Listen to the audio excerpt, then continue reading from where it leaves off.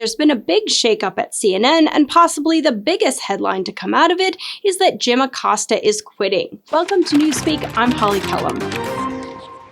If you don't know who Jim Acosta is, he's a longtime CNN host who is probably best known for his showdown with Trump during his first term. Acosta asked Trump a question about immigration, and Trump gave him an answer that, well, apparently he didn't agree with. Instead of swallowing his dissatisfaction, though, and sitting down, he forced the White House intern in charge of the microphones to wrestle it from him, earning this rebuke from Trump. I'll tell you what, CNN should be ashamed of itself having you working for them. You are a rude, terrible person. You shouldn't be working for CNN. The White House revoked his press credentials as punishment, but then CNN sued and got them reinstated after a judge ruled that the White House had to have clear rules to revoke press credentials. During his time covering the Trump White House, Acosta became something of the face of the resistance movement at CNN, and because of that, he became a favorite MAGA punching bag. Here he is at the border, assessing for himself the effectiveness of Trump's recently built border wall. And here are some of the steel slats that the president's been talking about right here. As you can see, yes, you can see through these slats to the other side of the U.S.-Mexico border. But as we're walking along here, we're not seeing any kind of imminent danger. There are no migrants trying to rush toward this fence here in the McAllen, Texas area. As a matter of fact, there are some other businesses behind me along this highway. There's a gas station, Burger King, and so on. But no sign of the national emergency that the president has been talking about. As a matter of fact, it's pretty tranquil down here.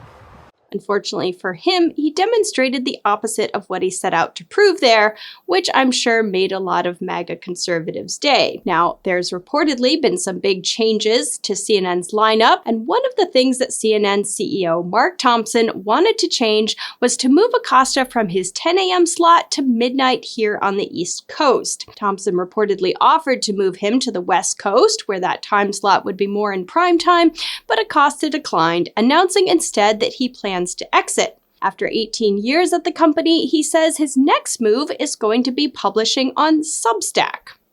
And I did want to jump on Substack Live here for a moment and say, welcome to my new venture. I'm going independent, at least for now.